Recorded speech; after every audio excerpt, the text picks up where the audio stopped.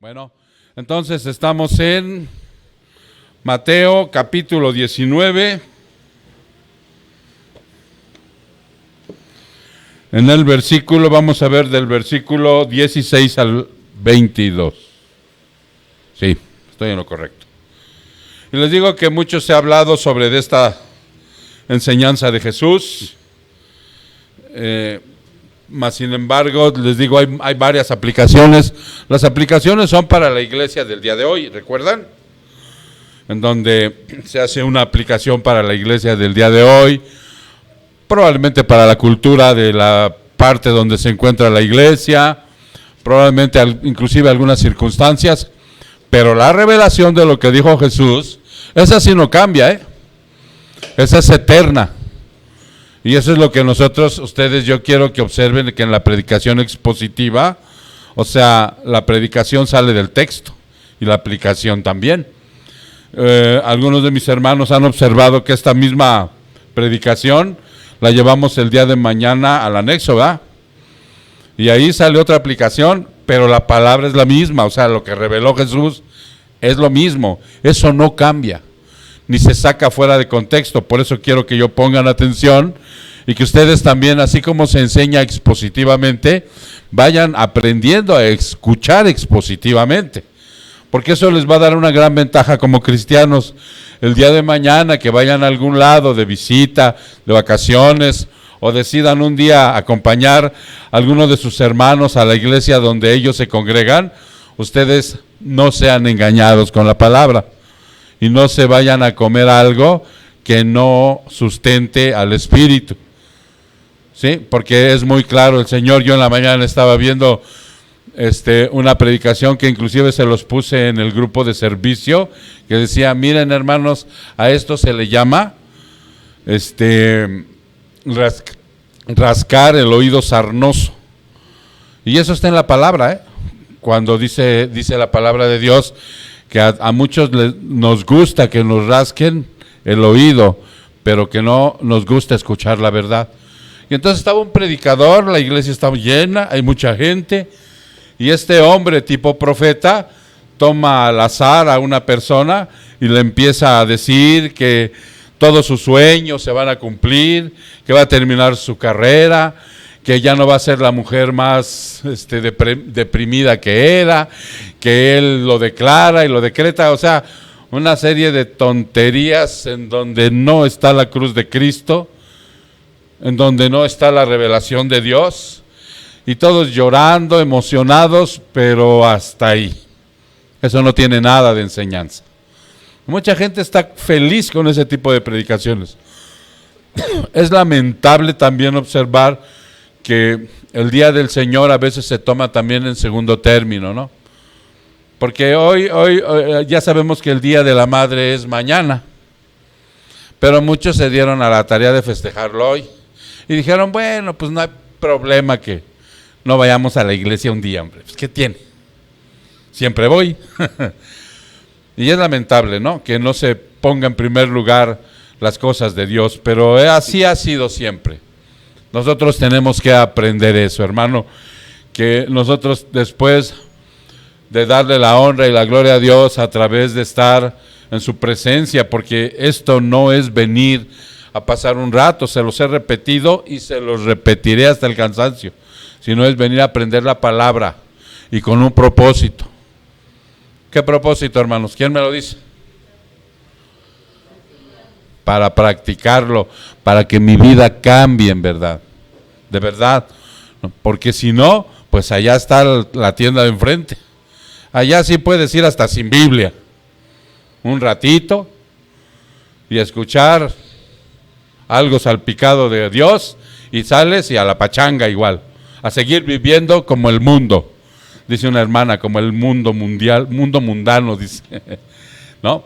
Entonces, vámonos ahí, hermanos, al versículo 19, al capítulo 19 del versículo 16. ¿Están ahí? Y cito, el hombre se acercó a Jesús y le dijo, Maestro, ¿qué cosa buena haré para obtener la vida eterna? Jesús le respondió: ¿por qué me preguntas acerca de lo que es bueno? Solo uno es bueno, pero si deseas entrar en la vida, guarda los mandamientos. ¿Cuáles?, preguntó el hombre. Y Jesús le respondió: no matarás, no cometerás adulterio, no hurtarás, no darás falso testimonio, honra a tu padre y a tu madre, y amarás a tu prójimo como a ti mismo. El joven dijo: todo esto lo he guardado, ¿qué me falta todavía? Jesús le respondió: si quieres ser perfecto, ve y vende lo que posees y da a los pobres, y tendrás tesoro en el cielo. Y ven y sé mi discípulo. Pero al oír el joven estas palabras, se fue triste, porque era dueño de muchos bienes. Vamos a orar. Amado Señor, te damos gracias, Padre, por esta preciosa palabra que tú hoy nos vas a dar.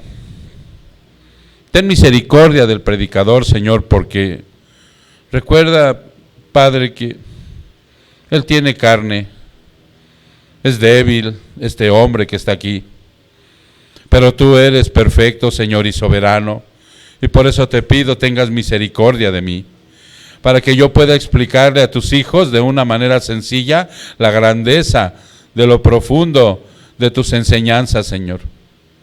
Por eso te ruego también pongas en el que oye esa misericordia, Padre, una mente receptiva a tu palabra, Señor, y una retentiva también, para que puedan ellos procesar esta palabra con esa inteligencia que nos has dado, que nos hace semejante a ti, Señor, y poderla llevar a cabo en nuestras vidas, para que nuestras vidas cambien, Señor.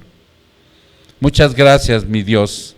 Honra y gloria sean para ti, en el precioso nombre de Jesús. Su pueblo dice, amén. Ok, ahora sí, mis hermanos. Recuerdan que hace 8 días el Señor, en lo que vimos, estaba hablando con una porción de gente que se presupone que eran padres, ¿verdad? Estaban llevando a sus hijos al Señor, ¿recuerdan? Y que al llevarlos al Señor, por ahí los discípulos no querían importunarlo con la presencia de los niños y se lo impedían. Y entonces Jesús les dijo: dejen que los niños vengan a mí, no se lo impidan. Y dijo unas palabras: porque de los que son como estos es el reino de los cielos. Y lo vemos claramente como la enseñanza dice que nosotros tenemos que ser como niños en la inocencia. Tenemos que ser como niños en la situación de dejarse guiar por, como se dejan guiar los niños por los padres, y en la dependencia que tienen en los padres. Un niño no se puede manejar por sí mismo, necesita cuidados, necesita atención. Ellos son dependientes del padre totalmente para todo, ¿sí? Para ir al baño, para comer, para guiarlos, para educarlos. Y así es como dijo Jesús, así es como en esa inocencia ustedes tienen que ser como estos niños, porque si son así, entonces son salvos y darán testimonio y son del reino de los cielos. Y por ahí también vimos alguna postura sobre la situación que han tomado este versículo para decir qué posición tienen los niños cuando mueren, ¿no? Y nosotros vimos dos: una, que a todos los niños se les aplica la redención por la inocencia si mueren en la niñez. Se las aplica el Señor automáticamente. No cambia su salvación. La salvación es igual. ¿Cómo es, mi hermana Leo? La salvación del Señor. Por gracia, a través de la fe. Pero como tiene que haber una respuesta, ¿sí? Tiene que haber una respuesta cuando el Señor te llama al llamado del Evangelio. Por esa razón, los niños, no, al tener inocencia, al no tener la madurez, si murieran en una niñez, se las aplica el Señor. Es una postura. Y la otra es que nada más los niños predestinados. ¿Ok? Y yo estoy de acuerdo con la primera. Para mí todos los niños que mueren son salvos, aplicándoles la salvación por su inocencia. Y entonces dice aquí que fueron presentados a Jesús, y obvio por sus padres, y según la tradición, por medio del Talmud, recibían la bendición de un rabino para que crecieran en la fe, tuvieran un buen matrimonio e hicieran buenas obras. Eso fue lo que observamos, que por eso los llevaban a la presentación, ¿no? Se los presentaban.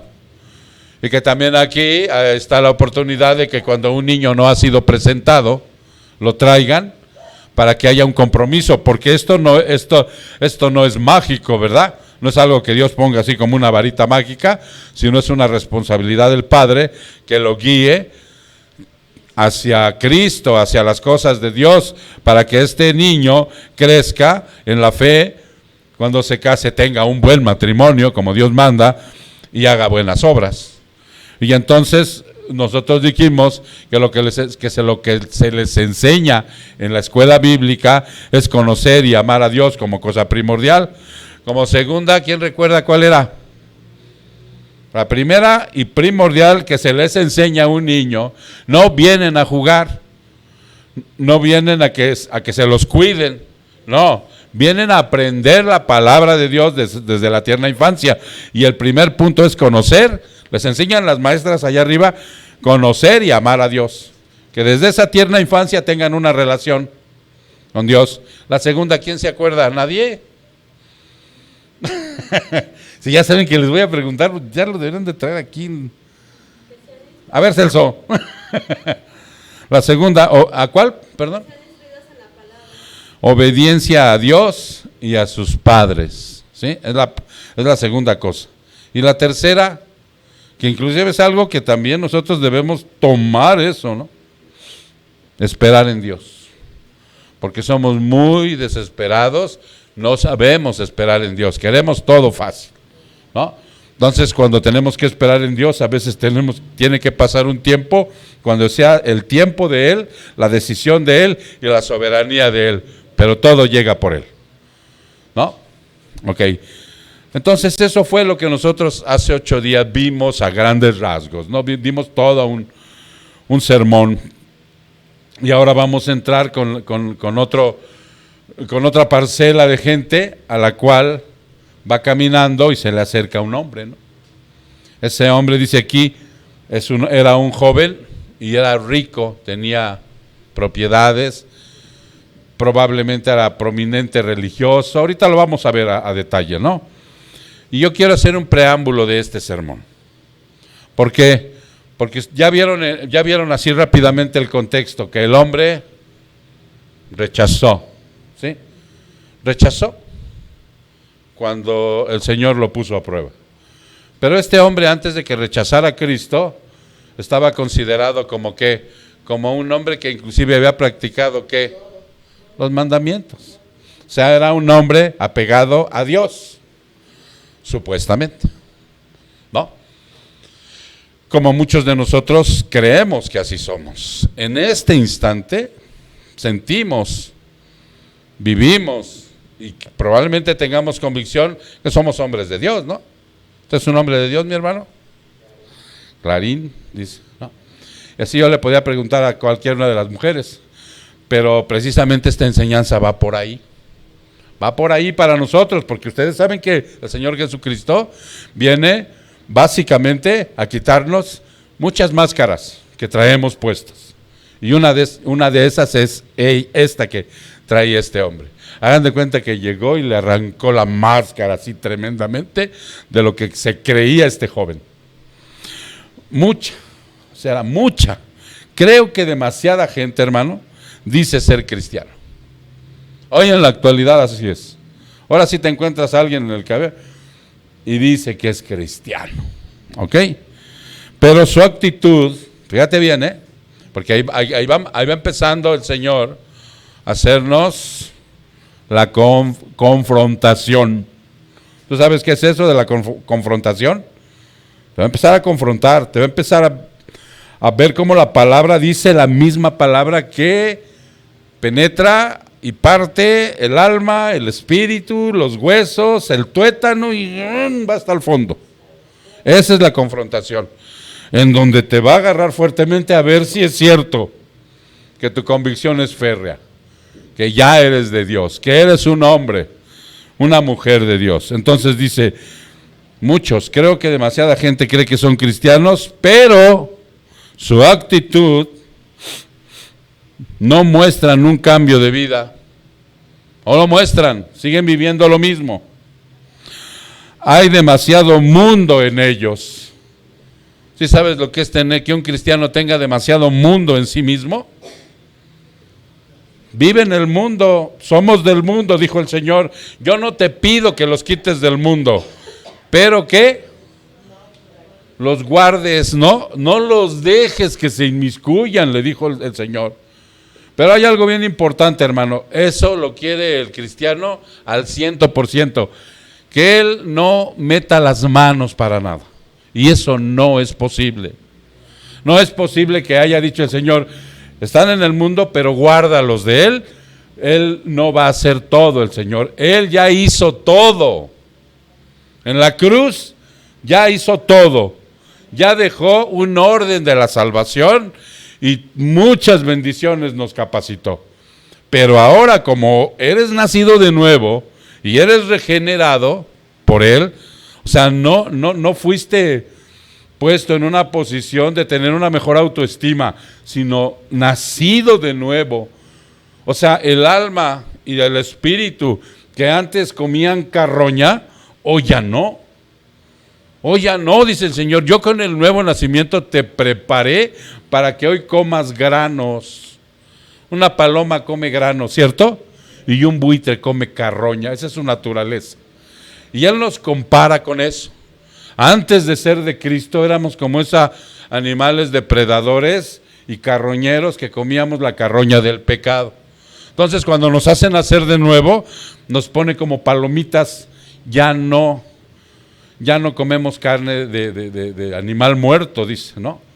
Aunque muchos somos bien carnívoros, ¿verdad? Pero es otra cosa.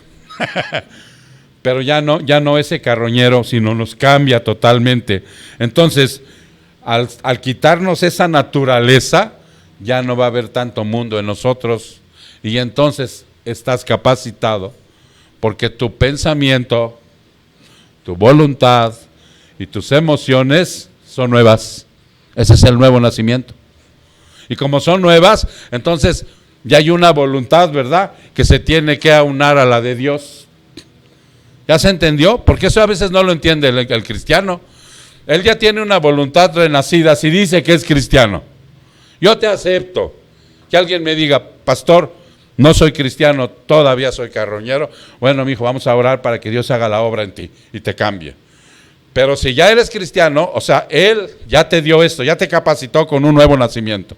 Aquí está la voluntad de Dios, que es, ¿cómo es la voluntad de Dios? Que repetimos, buena, agradable y perfecta. Esa voluntad quiere que a través de las enseñanzas tú vayas cambiando y entonces te salgas del mundo, por eso dijo guárdalos, y que entonces te parezcas a Cristo. Y la voluntad de Dios se une con la tuya, para que dejes de ser chismoso, grosero, dejes de ser del mundo, ¿sí? Lo que es del mundo, hermano, para que dejes de ser del mundo. Y entonces hay muchos cristianos que tienen mucho mundo en ellos, al grado que es evidente que las disciplinas espirituales que pone Cristo para nuestra conducta y disciplina, como el amor a Dios como prioridad de Cristo, no existe.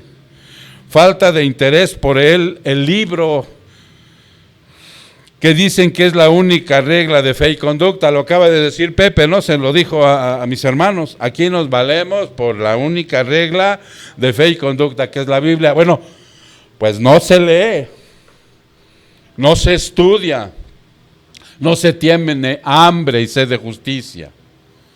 Ok, una oración, la oración de aquel que dice ser cristiano, pero que todavía tiene mucho mundo, es una oración vana de repeticiones. ¿Cierto? La que no quiere el Señor. Dice, yo no quiero oraciones de vanas repeticiones, no sirven. Se los dijo cuando les enseñó el Padre Nuestro. ¿De qué sirve estar? Repite y repite lo mismo. No sirve, dice el Señor. Y la relación se ha convertido en una costumbre tediosa y aburrida. O sea, No vas a esto de leer la palabra, no vas a tener una relación con Cristo, no vas a hacer una oración, porque para ti esas prácticas te llenan de aburrimiento, se te ve en la cara. Un día ponte en el espejo así, ponte a leer la Biblia y verás cómo te ves. Entonces dice el Señor, hay demasiado de esto en un cristiano, hay demasiado mundo. Porque ese es a lo que va. Porque recuerdas que el joven rico dijo, yo he cumplido los mandamientos, hombre. Desde chico, hasta dijo desde joven, ¿no? Me imagino que desde niño lo llevaban a la iglesia. No, en ese tiempo no había iglesia, aquí había sinagoga.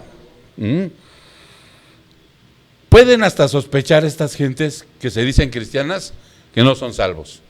Puede llegar hasta esa sospecha. Pueden mostrar inclusive gran interés por el evangelio. El joven rico mostraba gran interés por los mandamientos, pero nunca llegan al verdadero conocimiento y práctica de una comunión con Cristo. Tienen frases muy estereotipo. ¿Sí saben cuáles son las frases estereotipo de los cristianos? ¿Sí las conocen o no? Dios te bendiga, hermano. Dios le bendiga, hermano. Bendito sea. Aleluya.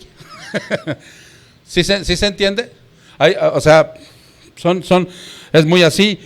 Y hay una palabra que plantea al mundano, tanto hombre como mujer, claro el Señor. Y si hay todavía mucho de esto en nosotros, y todavía no entramos a la prédica, es el preámbulo. Veamos, para que nos vaya preparando el Señor el corazón, ¿no?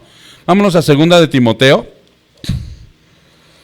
2 de Timoteo 3:17.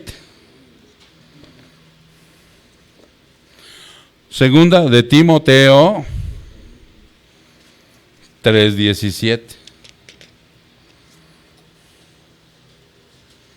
No, del 1 al 7, perdón. ¿Ya estás ahí? Fíjate bien, Pablo le está mandando una carta al pastor joven, es un pastor joven, aproximadamente de unos 30 años, dice por ahí la historia, que tenía Timoteo, pues un pastor relativamente joven, ¿sí? Y le está haciendo saber esto, por medio de Dios. Pero debes saber esto, que en los últimos días vendrán tiempos que él le llama difíciles. Porque los hombres serán amadores de sí mismo, ávaros, jactanciosos, soberbios, blasfemos, desobedientes a los padres, ingratos, irreverentes, sin amor, implacables, calumniadores, desenfrenados, salvajes, aborrecedores de lo bueno, traidores, impetuosos, envanecidos, amadores de los placeres en vez de amadores de Dios, teniendo, fíjate bien, ahí está la clave, teniendo una apariencia de piedad, pero habiendo negado ese poder. A los tales que les dice, evita, y no Muñoz Chachita, sino evítalos. ¿Sí se entiende? Evita a esa gente, les dice. Fíjate lo que dice el 6. Está hablando aquí de varones, de hombres, varones. Y fíjate lo que dice el 6. Porque entre ellos están los que se meten en las casas y se llevan cautivas a mujercillas cargadas de pecado, llevadas por diversas pasiones, que siempre están aprendiendo, pero que nunca pueden llegar al pleno conocimiento de la verdad. Ese es el retrato del hombre y la mujer, y dicho sea de paso, esa es la unión matrimonial del mundo. Porque un hombre de esta índole, que va con las mujercillas cargadas de pecado, hacen una unión de un matrimonio, ¿cómo le llaman en el mundo? ¿Cómo le llaman? Un matrimonio de inestable y una familia disfuncional. Totalmente. ¿Ya se entendió? ¿Por qué? Porque ellos, los que están en el mundo, no conocen la palabra de Dios y se basan por medio de pasiones. Ese es el animal carroñero. Todo lo que come este hombre de aquí arriba y del 6 para abajo es todo lo que come la mujer. Y se juntan. Entonces, cuando llegas a Cristo, si has nacido de nuevo, tiene que quitar esta naturaleza de nosotros, ¿verdad? Porque el joven rico todavía está así como ahorita, esperando las respuestas de la aplicación. Ahora sí vamos a entrar en el sermón, que es el verso 16, ¿no? La pregunta de este hombre, fíjate bien, revela algo muy importante para nosotros. ¿Qué revela? La equivocación de muchos hoy en día. Tal vez de nosotros ya no, pero tal vez sea una actitud del corazón. La salvación por méritos propios. ¿Sí ves qué le pregunta? ¿Qué más tengo que hacer para ganar la vida eterna? ¿Nosotros tenemos que hacer algo para ganar la vida eterna? Nada. La salvación de principio a fin la entrega Cristo en el Nuevo Testamento y en el Antiguo. Y él no lo sabía. Por eso Cristo lo ve con benevolencia, o sea, lo observa con, como dijéramos, con compasión, con misericordia a este hombre, porque inmediatamente se da cuenta de su corazón. Y por eso deja esta enseñanza para que nosotros hoy nos demos cuenta de nuestro propio corazón. Si verdaderamente, ¿no? Porque dice aquí, ¿qué cosa buena haré para obtener la vida eterna? Y además le llama maestro bueno, ¿no? Vimos en el video que le llama maestro bueno. Además de observar de ser un hombre joven, fíjate bien, fíjate bien, adinerado, prominente, dice el Evangelio de Lucas, que era un principal. El Evangelio de Lucas dice que era un principal, y eso quiere decir que era probablemente un hombre, un líder religioso, probablemente alguien de la sinagoga con cierta prominencia, ¿no? Ya que cuando el Señor Jesucristo le menciona la práctica de ciertos mandamientos, Él presume de conocerlos bien. Él presume y dice, y además, llevarlos a cabo. ¿Sí? Muchos de nosotros conocemos partes del Evangelio, conocemos cosas completas, ¿sí? O sea, a veces nuestra plática se centra mucho en el Evangelio, y está bien, ¿no? Pero el Señor, acuérdate que siempre va un poquito más allá, a ver si verdaderamente ese léxico o ese hablar continuamente del Evangelio es correcto, porque este hombre lo sabía. Pero si observas, él tiene duda de cómo alcanzar esa vida eterna, qué significa y dónde empieza. Él tiene dudas. Él sabe que hay una vida eterna. Tú sabes que hay una vida eterna, ¿verdad? Tú sabes que el Señor a eso vino, a rescatarnos de vivir una vida eterna, pero en el infierno. El otro día dimos un estudio acerca, ¿cómo se llamaba? ¿Quién lo recuerda? El miércoles. Las personas que mueren, duerme el alma cuando se mueren, y ahí fuimos muy claros a dónde se van los cristianos cuando mueren, ¿verdad? Van inmediatamente a la presencia de Dios. No creemos, porque la Biblia no lo dice, que el alma y el cuerpo duerman en algún lado, en algún cementerio, en algún nicho, en donde haya quedado sepultado el cristiano o ahogado, donde haya quedado. No creemos eso porque la Biblia no lo dice. Y vimos específicamente versículos que lo avalan, que en cuanto el cristiano muere va a la presencia de Dios. Y cuando el inconverso muere, inmediatamente va a la presencia del demonio. No hay otro lugar. No hay otro. ¿Qué va? ¿El alma o el espíritu? ¿Ok? Y este hombre tiene dudas. Ya conocía la vida eterna. Ya sabía de la vida eterna. Pero no sabe qué significa y dónde empieza. Porque además, ¿qué más tiene que hacer? Porque hay algo ahí que no le queda claro al joven rico. Entonces la vida eterna que desea alcanzar este hombre sería la expresión, fíjate bien, sería la expresión de vivir desarrollarse en el ámbito celestial, ¿cierto? Porque nosotros aquí tenemos una vida física. Y ahorita vamos a ver si desde esta vida física ya podemos disfrutar de la eterna.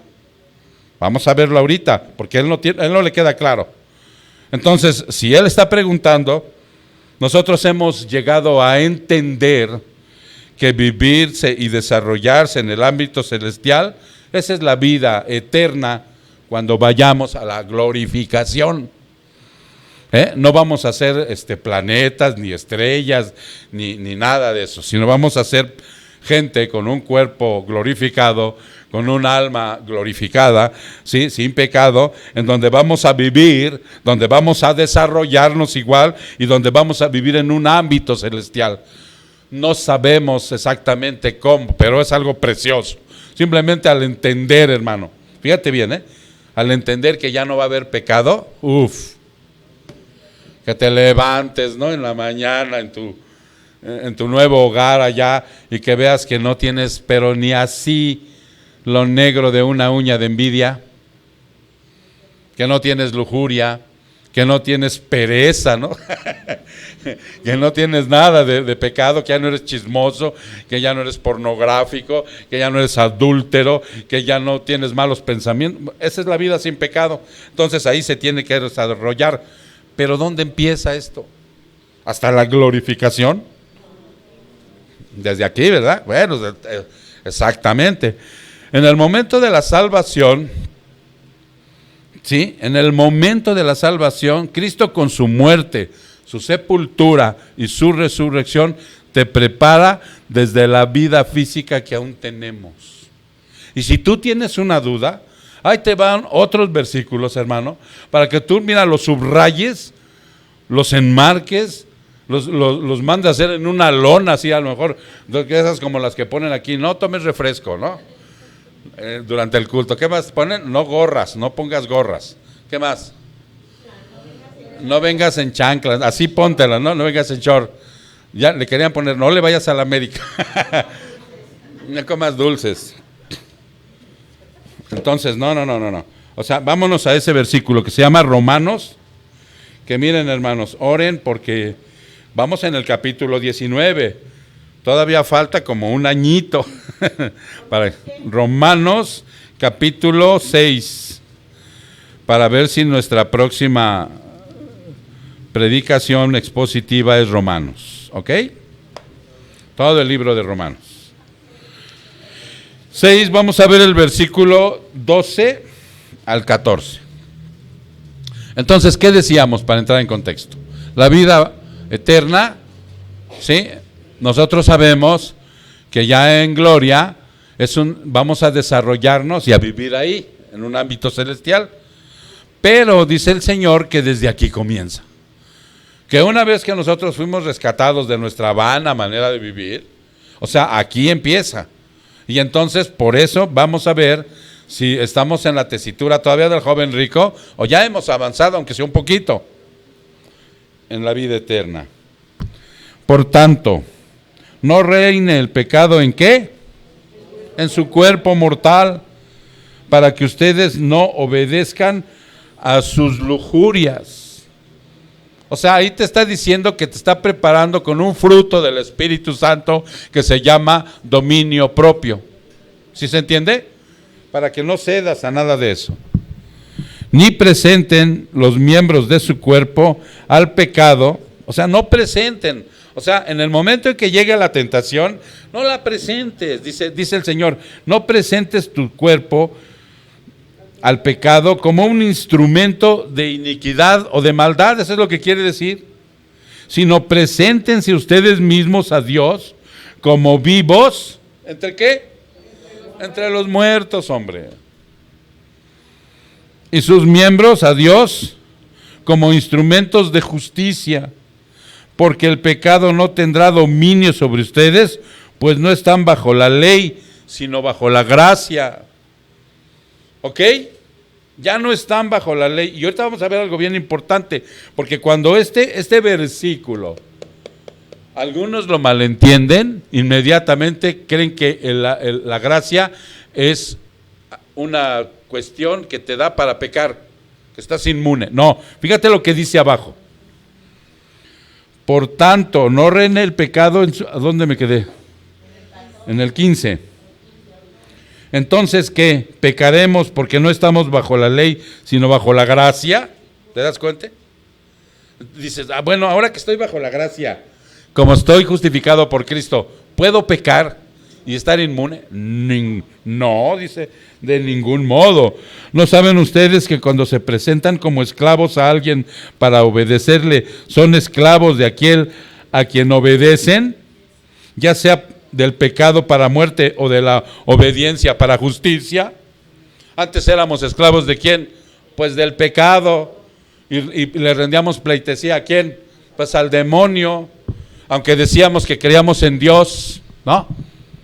Pero si en la práctica del pecado no era así, por eso llega Jesús y mira, nos arranca la máscara. La verdad duele.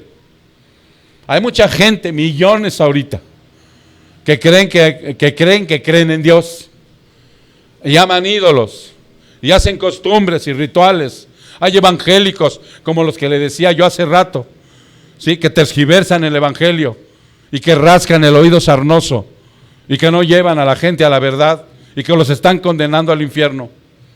Pero Cristo dice, no, así no es. Entonces nos va preparando, hermano, con estos versículos, porque en pocas palabras, el joven rico, al igual que los niños, se presentó ante el dador de la vida eterna y no lo reconoció. Igual que los niños, ¿no? Él se presentó ante el dador de la vida eterna y no lo reconoció. El joven rico vino buscando lo correcto, ¿cierto? ¿Qué vino buscando? Vida eterna, vida eterna. Y eso es correcto buscarlo. Pero no quiso hacer lo correcto. ¿Ha pasado? ¿Has visto? Inclusive tú mismo has vivido etapas así. Vienes a buscar lo correcto, pero no quieres hacer lo correcto. No quieres que tu vida entera, o sea sometida hacia Cristo y a lo que manda. Vienes como un vano religioso, como por otras cosas, pero no a someterte a Cristo. Vea lo que dice Primera de Juan. Primera carta de Juan. Primera carta de Juan.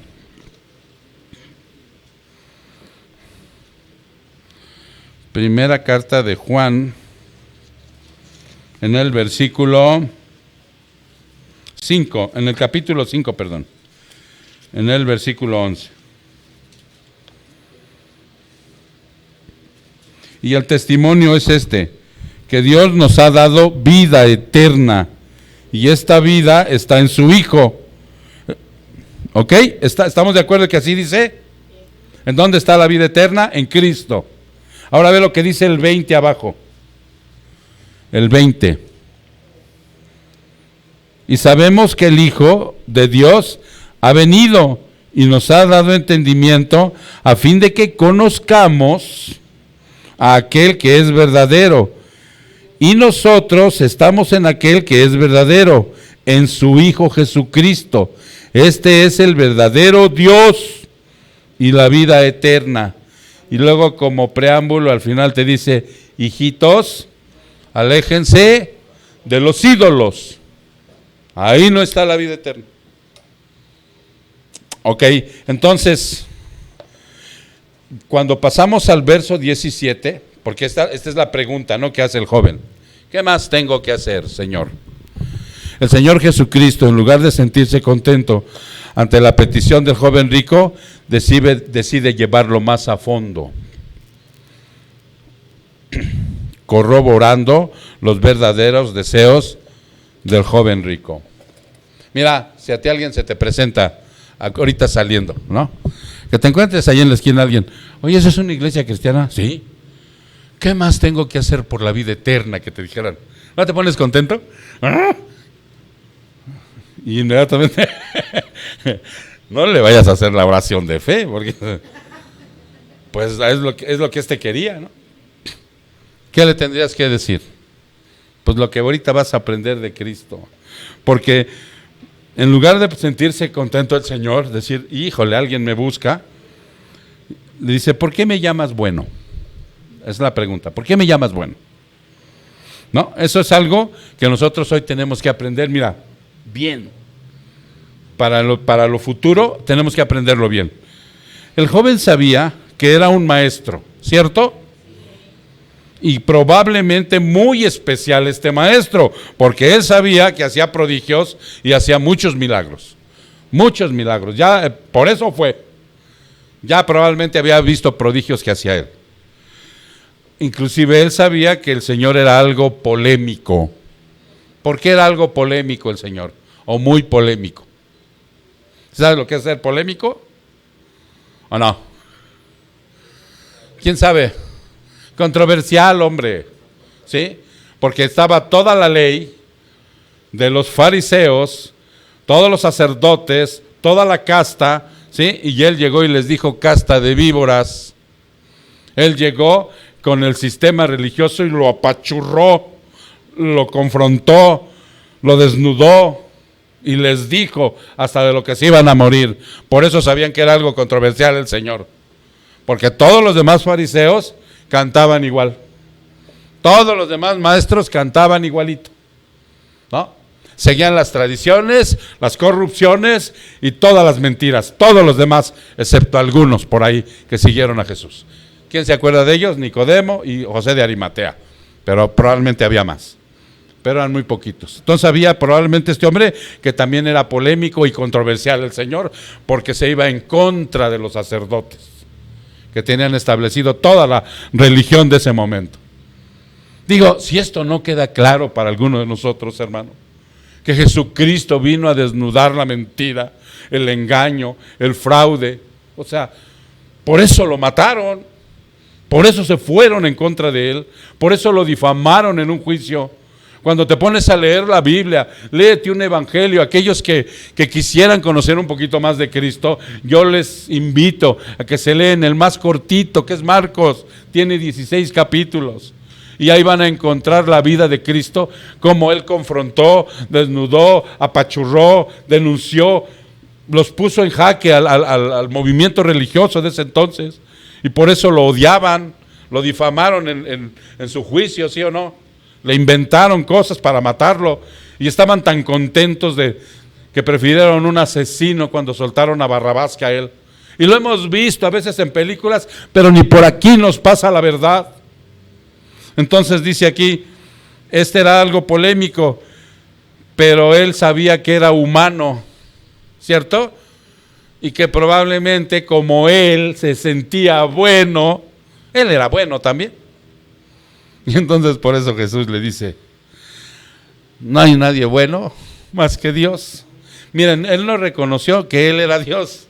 Él no reconoció que era un hombre perfecto. Y como perfecto era excelente, era bueno. No lo reconoció. Por eso llegó con su cantaletita de, maestro bueno. Dijo Jesús, qué fastidio, ¿no? Vean lo que dice el Salmo 53, 1-3. Vean lo que dice.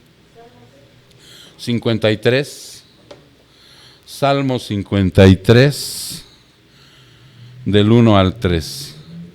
Porque esta porción, hermano, ustedes la han visto en Romanos. Esta porción la toma Pablo, la inserta en Romanos para hacernos ver que no hay nadie bueno, por lo que dijo Jesús. ¿Ya están ahí? El necio ha dicho en su corazón, no hay Dios. Se han corrompido, han cometido injusticias abominables, no hay quien haga el bien. Dios ha mirado desde los cielos sobre los hijos de los hombres para ver si hay alguien que entienda, alguien quien busque a Dios. Todos se han desviado a una, se han corrompido, no hay quien haga el bien, no hay ni siquiera uno. Por eso le dijo. Él sabía, el joven rico, si se preciaba de ser un religioso, él sabía de esto. Ellos estudiaban esto en la sinagoga. Por eso Jesús le dijo, en otras palabras, no reconocía que solo al que tenía enfrente es bueno. justo, santo, perfecto, inmutable, soberano, etcétera, etcétera. Todos los atributos. No lo reconoció. Por eso Jesús le dijo. Pero ¿saben por qué? Porque él mismo estaba considerándose bueno. El hombre llegó considerándose bueno, buenito. Nosotros estamos justificados, hermano, ni siquiera somos buenos. Ni siquiera el cristiano, ¿no? Por eso vamos para allá. O sea, el Señor nos va tejiendo así, no nos deja salida, nos va acorralando. No, yo sí, pastor, ahora que había de ver todas las bondades que yo... El Señor se ríe. No. El joven sabía que era reconocía que solo, Y el Señor Jesucristo le tenía que empezar a mostrar a él lo depravado que era en su humanidad. Esa fue la intención del Señor.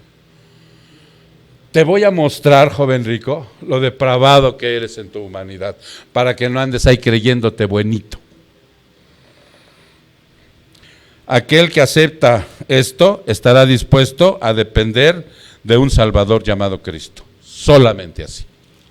No hay otra manera. Si quieres tal vida, porque le dijo, guarda los mandamientos, ¿no? ¿Sí le dijo? Es para que el joven rico, eso para el joven rico era familiar, se lo enseñaban desde pequeños, hermano. En el libro de Levíticos ellos lo aprendían, todos los mandamientos. Y muchos de ellos, hasta de memoria, se sabían el libro de Levítico. Hoy los eruditos, evangelistas y recitadores de oraciones de fe criticarían fuertemente a Jesús. De verdad lo criticarían. Porque ¿cómo Jesús está viniendo contigo con una disposición de buscar la vida eterna? ¿Por qué no le haces la oración y lo llevas a tus pies? ¿Y por qué no le dices, ven a que venga Jesús a vivir a tu corazón? ¿Cómo, Jesús? ¿Estás mal? Hoy estos tipos mercachifles de la fe, o sea, estos eruditos que se llaman evangelistas, recitadores de oraciones de la fe, criticarían fuertemente a Jesús por no aprovechar la disposición del joven rico para la salvación. Jesús sabe que en el interior de este joven rico aún no está listo para sujetarse a él. Él sabe que no está listo. Por eso nosotros cuando venimos, hermano, a conocer y a tener una relación con Cristo, Él sabe perfectamente, ahorita de los que estamos aquí en la sala, quién tiene la disposición de sujetarse plenamente a Él y quién no. Él sí lo sabe. Por eso nos pone diferentes situaciones en la vida, como a este joven rico. De verdad, hermano, porque en un momento dado, ¿qué es lo que desea Cristo? ¿Qué dice su palabra? Que todos seamos salvos. Pero no todos van a obedecer, dice. Entonces, por eso dice, lo lleva, ¿no? Jesús sabe que en el interior del joven rico aún no está listo para sujetarse a él, como muchos. Quería las bendiciones de Dios, pero no quería a Dios. Y eso es lo que pasa. Muchos quieren las bendiciones, la prosperidad, la salud, ¿no? Yo veo, o sea, en las predicaciones de este tipo de gente, cómo los engañan, ¿no? Como dicen, esto es de Dios. Ajá. Esto es por la voluntad. Ajá. No, muchos quieren las bendiciones, pero no quieren a Dios. Así como no creyó ni reconoció a Jesús nuestro Señor como Dios, así también no podía creer que solo practicando de manera perfecta los mandamientos podía salvarse. Porque era la manera de que se salvara una persona en el Antiguo Testamento. ¿Cómo era?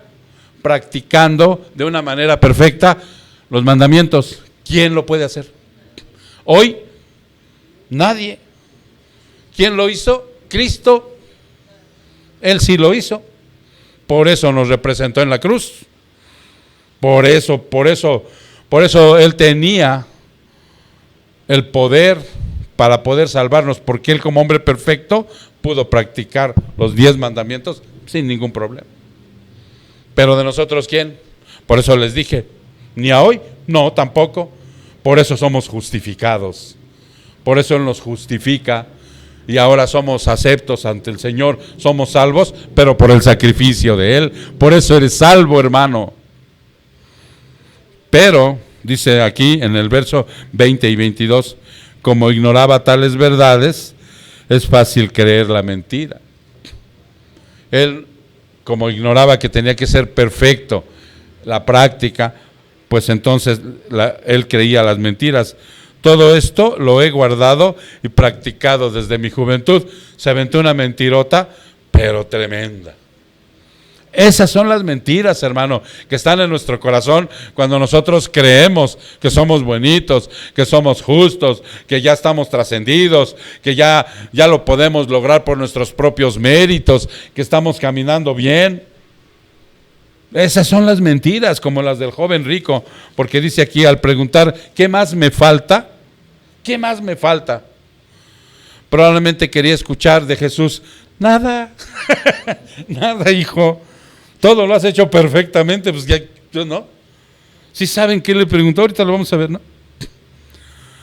O que había algún mandamiento que no conocía. Una de las verdaderas desgracias del ser humano es la ceguera espiritual. Punto. Esa es una desgracia para todos nosotros. No alcanzar a ver, fíjate bien, fíjate bien. Ya eres un cristiano de 15 años. 20, 30, ¿no? O sea, ya. Y entonces ya crees que no tienes lujuria. Ya eres bueno. Dice aquí, no alcanza a ver que la lujuria es adulterio. Oye, ¿eres adúltero? No. No, ya tiene años que le soy fiel a mi mujer. ¿Y la lujuria? Dice el Señor que es adulterio. ¿O no? No dice que si volteas y ves a alguien indecorosamente, seas mujer o seas hombre, ya adulteraste en tu corazón. Hay muchos que el odio, la venganza y el resentimiento no creen que sea asesinato. Oye, ¿tú has matado alguna vez a alguien? No, ni Dios lo libre, ni Dios me libre. No, yo no soy como el mochaorejas, ¿no? Y dice el Señor que cuando tienes odio, tienes deseos de venganza y estás resentido, eres un asesino. Esto no lo sabía el rico. Él se creía puro e inmaculado. Y que la ambición se disfraza de codicia. ¿No? Cuando tienes ciertos deseos de salir adelante y que esto y que aquello, el trasfondo puede ser una codicia tremenda. ¿Qué le preguntó? Fíjate lo que dice Santiago 2:10. Vámonos a Santiago 2:10. Por si todavía te ve así como que, ay, qué payaso es ese pastor. Santiago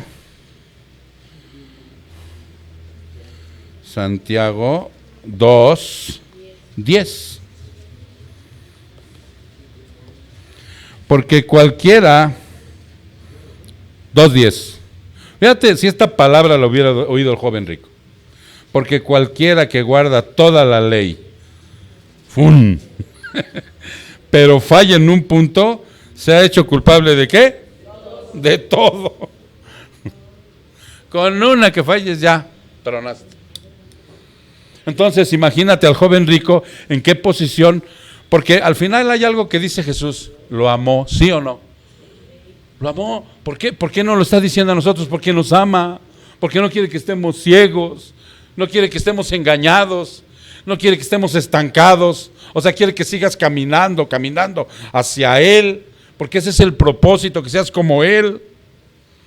Pero tienes que ver lo que decíamos al principio, hay demasiada gente que se dice que es cristiana, pero no cumple con lo que dice Cristo. Entonces dice aquí, los judíos inclusive actualmente fallan por completo. Fíjate, te voy a leer, esto es de un teólogo.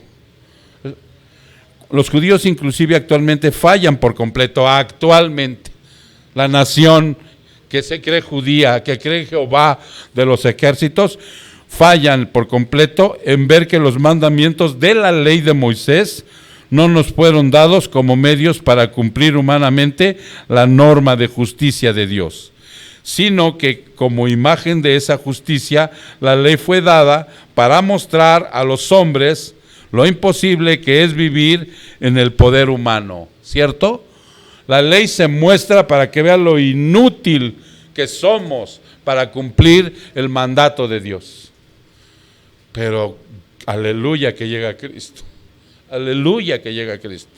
Cuando comprendemos esto, por eso esto es lo primordial, hermano. Ya si quieren al ratito se van a festejar el Día de la Bandera si quieren. De verdad. Entonces por eso dice aquí, el joven rico no aborrecía sus pecados, no los aborrecía. ¿Qué creía? Que era bueno, justo,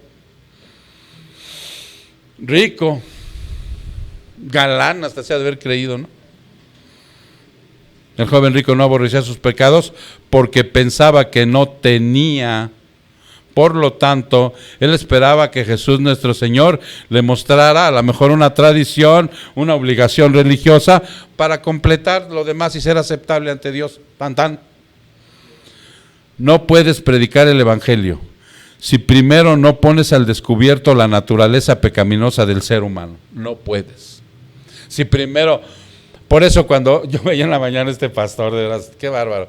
O sea, les está diciendo de cómo termine su carrera la jovencita, cómo ya no sea neurótica, cómo ya no esté triste, y que Dios, dice, no, se avienta el rollo de decir, Dios me está diciendo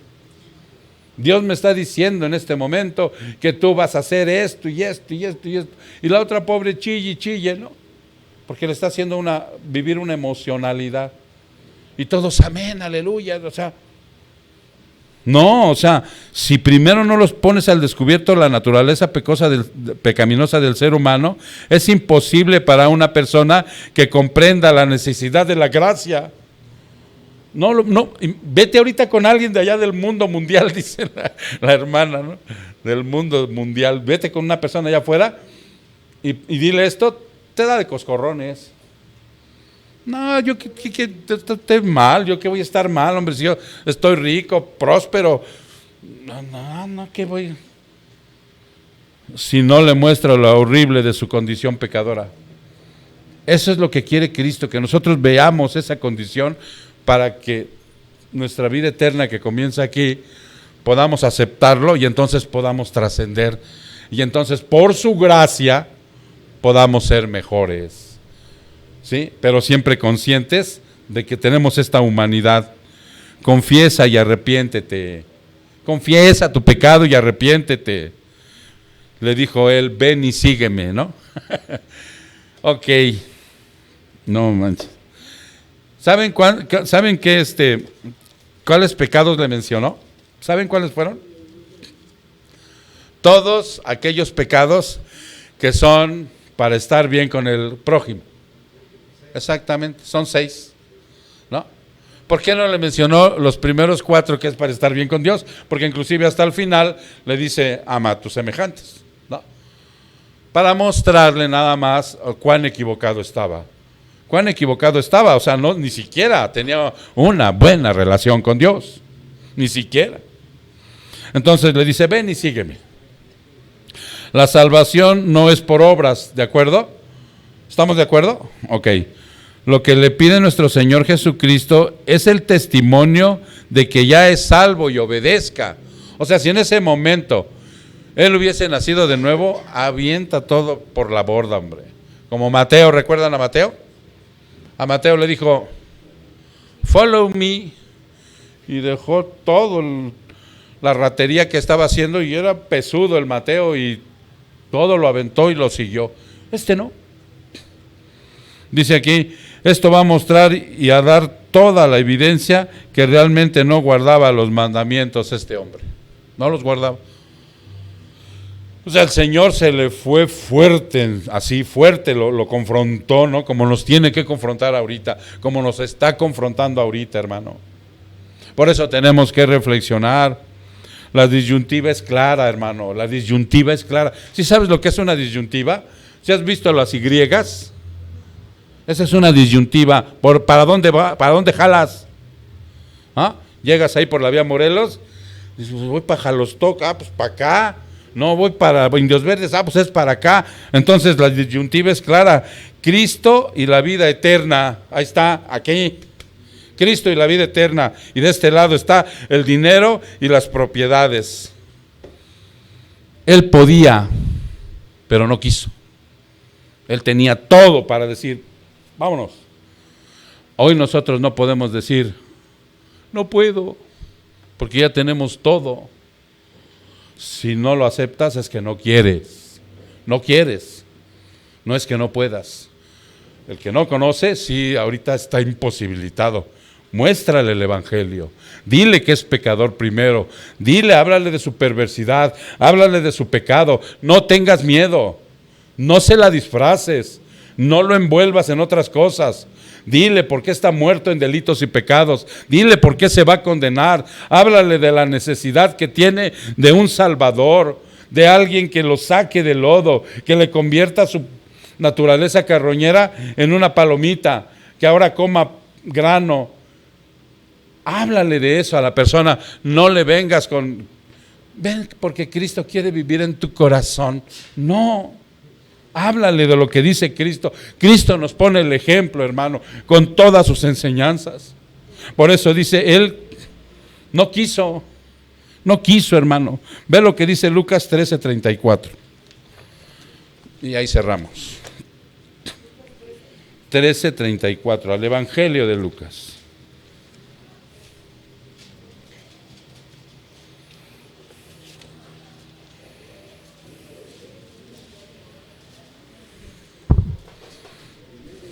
Jerusalén, Jerusalén, la que mata a los profetas y apedrea a los que son enviados. Llegaba el Señor de los ejércitos y les decía a todos los sacerdotes, están equivocados, pueblo entero. Están equivocados, se han vuelto a los Baales otra vez, a los ídolos. O sea, siguen en su pecado. ¿Y qué les hicieron? Dice ahí. ¿Qué les hicieron? Dice, ¿dónde me quedé? Jerusalén, que los mataban. ¿Sí se entiende? Cuando llegaban a avisarles, a decirles que estaban en su pecado, digo, a veces alguien se resiente, ¿no? Yo le digo a alguien, ya ni la friegas, oye, ya cambia. Se resiente conmigo, bueno, ni modo, ¿no? También me mata porque dice que es asesinato, el odio, ¿no? Pero estos los mataban literalmente. Dice, mata a los profetas que son enviados. Pero dice Jesús en ese momento, ¿cuántas veces quise juntar a tus hijos como la gallina a sus pollitos debajo de sus alas? Y no quisiste. Dice, ¿no pudiste? No quisiste. O sea, en ese momento le dijo a todos los fariseos, arrepiéntanse y miren, vengan y son salvos. Dijeron, no. Al joven rico le dijo lo mismo en ese momento, cuando le dijo, despréndete de todo. Y no quiso. Ahora ve lo que dice 14:33. Lucas 13:34. Ahora 14:33.